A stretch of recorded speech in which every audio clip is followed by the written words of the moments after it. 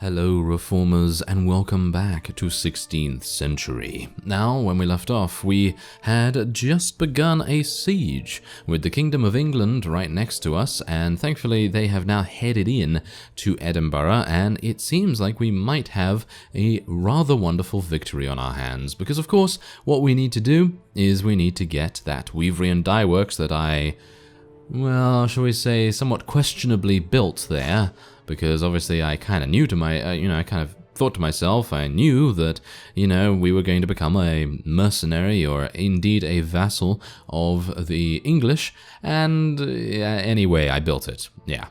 So then it got sequestered almost immediately, and that was all fantastic and great, wasn't it? Yes, not really. Anyway, we're going to be improving our power strike with Tees Mason. I have no idea what his name is really, but it's okay because it doesn't matter, because he is an absolutely amazing beast. Just look at his horse. Yes, we bought his horse in a previous episode as well. Anyway, I have King Francois the First. He is the France King. Yes, and he is obviously, hopefully, going to be giving us a ransom relatively soon. Now, otherwise, what I am going to be doing is just waiting here. I'm hopeful that I'll be able to join. I think, should I join now or should I wait a little bit? See, here's the thing, I don't know. I think I'll join now, and then we'll see what goes on. Okay, oh, I joined in the night time. I don't have the best timing, do I? No. Joining in the night time is certainly not something that is a favorite of mine. I personally find fighting in the night not particularly good, because I prefer fighting in the light, not the night. Because it's a blight. Rhymes. Yes. I am easily amused. Can you tell? Yeah, easily. Anyway, oh, there seems to be a slight issue with the stairs there. Alright, okay, that might prove a little bit worrisome for our forces, because you know how our forces can be. They are sometimes a little bit dense when it comes to entering these, entering these particular layouts and things like that. Oh my! Hello there, 50 damage. Ah, that was interesting. Okay, what did he shoot me with? Was that a musket? I think it must have been. Okay, yeah, let's be a little bit careful here. I'm just gonna hide here and make sure that we're gonna survive. Yes, survival. The name of the game. Am I not hitting that guy? I actually thought I was hitting that guy. Okay, apparently not. Shoot him. Oh, come on. Come on. I took 50 damage for misses? Are you serious? Come on now. Come on now, Byron. You're a lot better than that. Oh, well, never mind. At least we get to see a pretty cool siege layout. I actually like this layout quite a bit. Look at it. You have to go into this central courtyard here. And then you are expected to go up 2 ladders while you're being bombarded by musketeers and all kinds of wonderful, wonderful troops along the sides. And there's a nice kill for us. Oh yeah. Yeah, it was a musketeer by the looks of things. So, yeah, that's good. Okay. I kind of have the overwhelming urge to jump off here. I really shouldn't. You know that? I really shouldn't. Yeah. I kind of did that. I kind of did that, yeah. Don't know why I had the overwhelming urge to do that, but I did. I did, and I did it because I wanted to. And that's all there is to it. Yes, that's all there is to it. And oh, look at that! King Henry the Seventh was knocked unconscious by King James the Fifth. That is crazy. That is so crazy. Wow, I would never have thought that anything like that kind of coincidence would even happen. Would you think that? Because, that's just so astronomically low, the chances of that happening. Wow. Wow. Now, that's amazing. Now, I guess the main reason why I decided to jump off there is because now we get to actually see the siege in a much more dynamic fashion, because obviously I'm going to be hobbling around on, 5 or 10% HP. And that's not really going to be very advantageous for us, is it? So that's primarily the reason. And we also get to see the layout a little bit more ahead of us here. Whoa, look at this. This is really, really cool. I know I think I've seen this layout maybe once before in, I think, one other mod. I think it was a Clash of Kings. I think it was a Clash of Kings. It might be something else as well that I have not played, but I've played quite a few mods, and this is definitely proving to be probably, it seems like one of the most enjoyable for me at the moment, which is a little bit weird because usually when I'll do a special feature, I'll do a special feature because I like the look of the mod, and then I'll think, oh, okay, yeah, that's pretty cool. But then I won't think that it's anything, you know, to be a special feature of. I mean, a full series, should I say. Yes, I should say that. Yeah, but, and you know, that's nothing against the mods that I don't make full series on.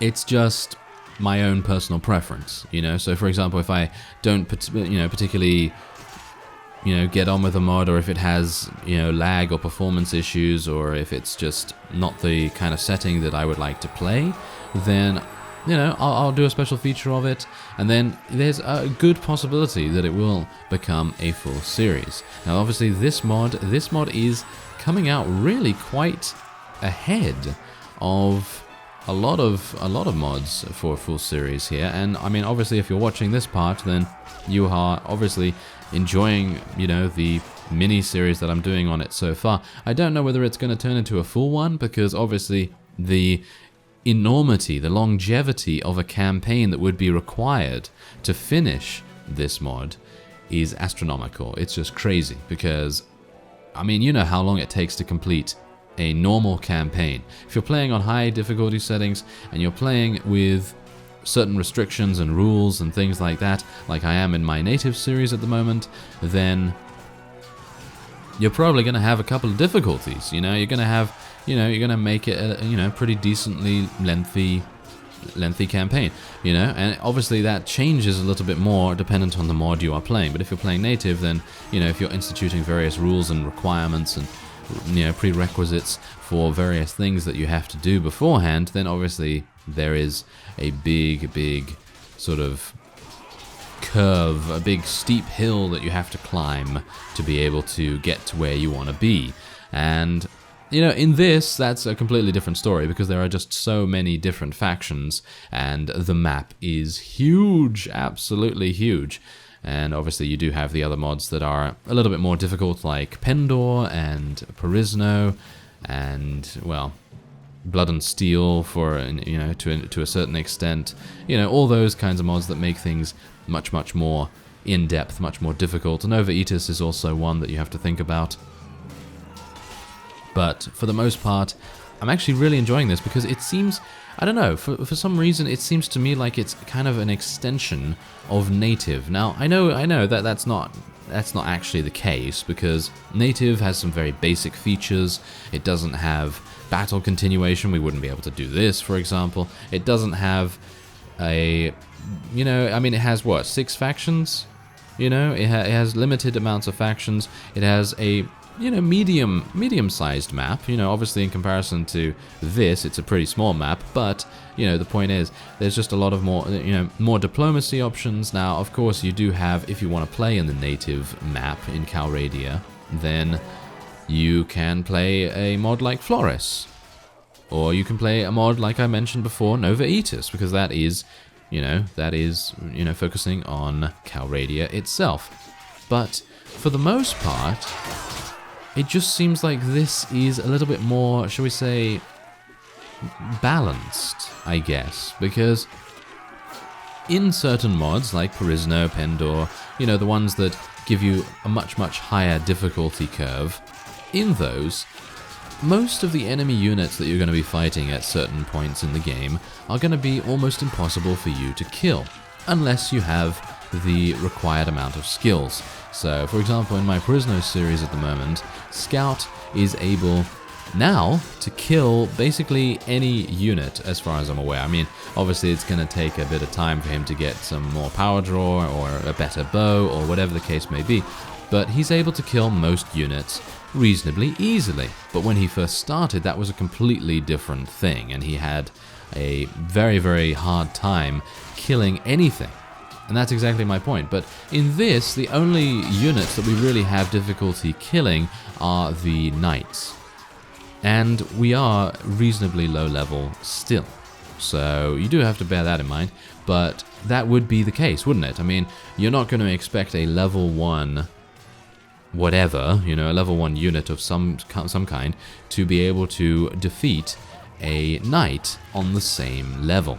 So I guess that does make sense in mods like Pendor and Perisno and things, but it just seems like in this, it's a little bit different because you have a number of lower level units that are lightly armored. For example, these pikemen. These pikemen are pretty lightly armored, and they're gonna die pretty easily if you can get close to them, obviously, because you know they're pretty decent when it comes to keeping yourself at a at a pike's length. Yes, you know, all that sort of thing. So anyway, yeah, I've just turned this into a podcast, haven't I? Yeah, I've turned this into a podcast while we're watching the siege a little bit here. But how many have we killed? Wow, we've killed actually quite a bit. So it seems like we're going to have a couple more to deal with. But I think this might actually be the final wave. Well, I'm going to cut away, and if it is the final wave, then I'll cut back relatively soon, I suppose.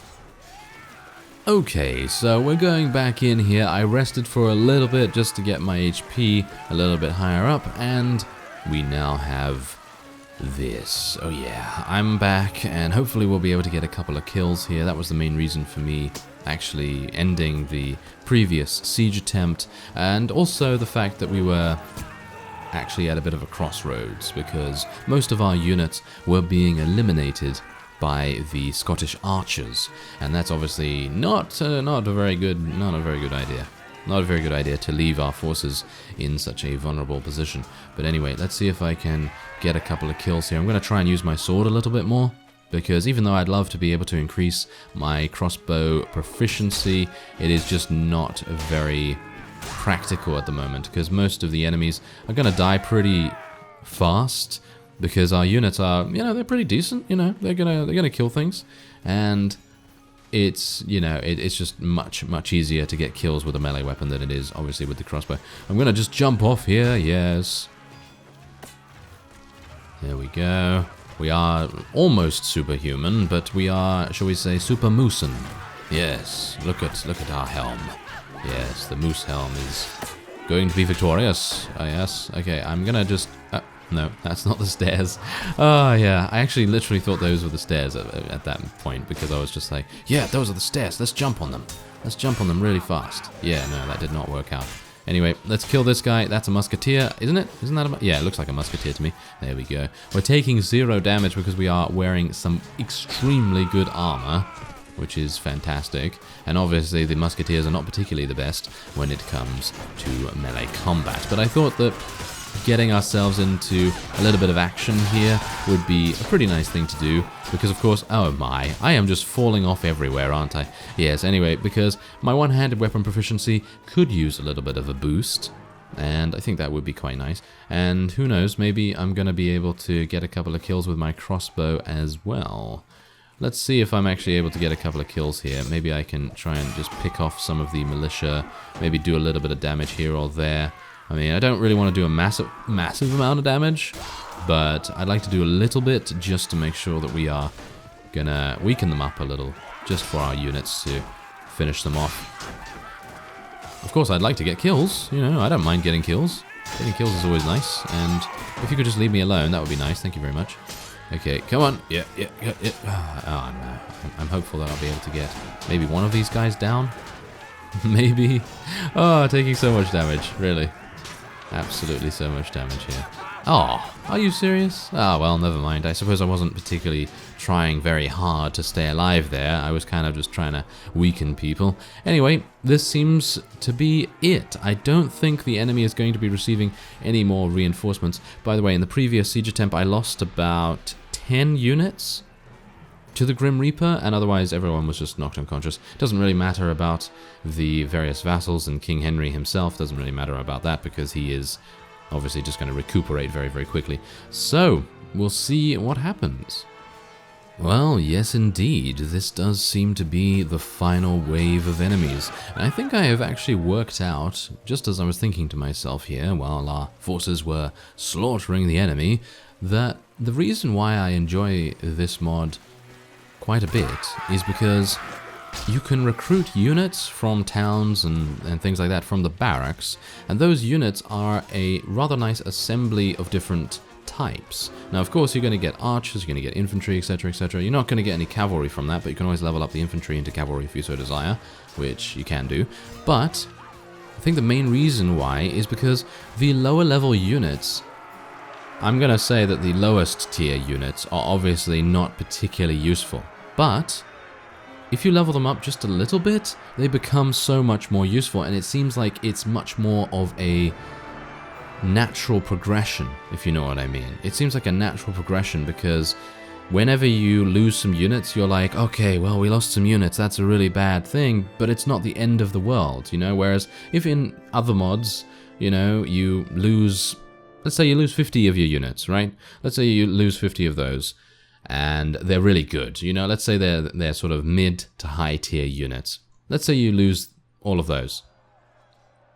That is not a big deal in this mod, because if you lose that many, you can just recoup them pretty fast because they level up so quickly. And it's weird because, look at these, okay? These are not particularly, I mean, they're not particularly good units in general. I mean, they are the best archers that we are going to see as the English faction. And that's fantastic, that's fine. I mean, they have 7 in power draw, they've got 210 archery proficiency, they're solid, you know, they're solid units. They're absolutely awful in melee, though, as you can see, they have 1 in power strike and all that sort of thing. So they are, I think the reason why I quite like it is because they are more along the lines of real-time strategy units. So actual strategy games, so like a grand strategy or something like that. They are much more along the lines of being statted like you need to use them together with other units. Like, for example, if you have a full cavalry army in native, as we get another point in agility for Juan Carlos, and we can get him another weapon master point.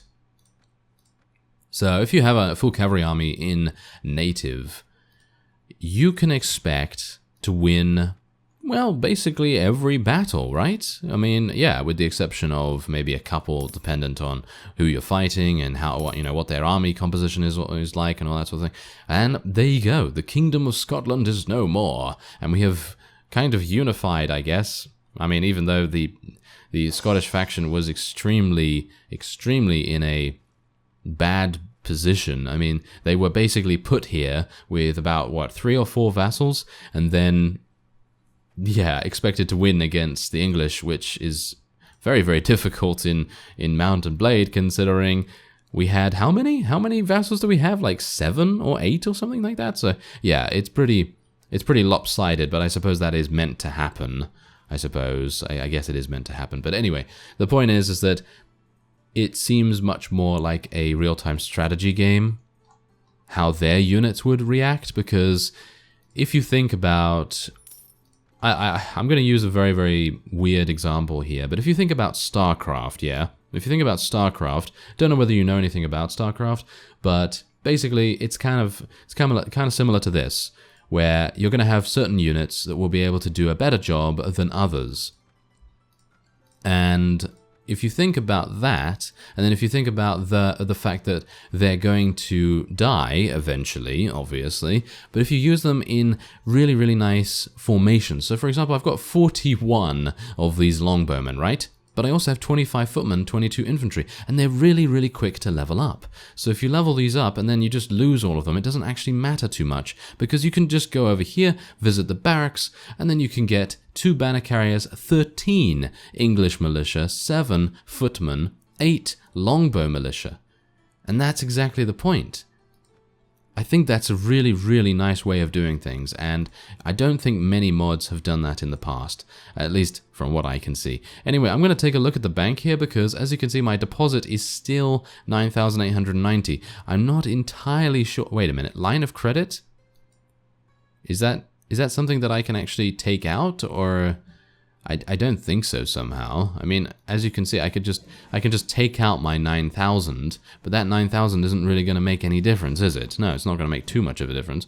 Anyway, that will be it for this episode. We have unified the kingdom, yes, somewhat, and I'm probably going to be attempting to go over to this arena here and seeing what's going on there. So thank you very much for watching, and I will see you next time.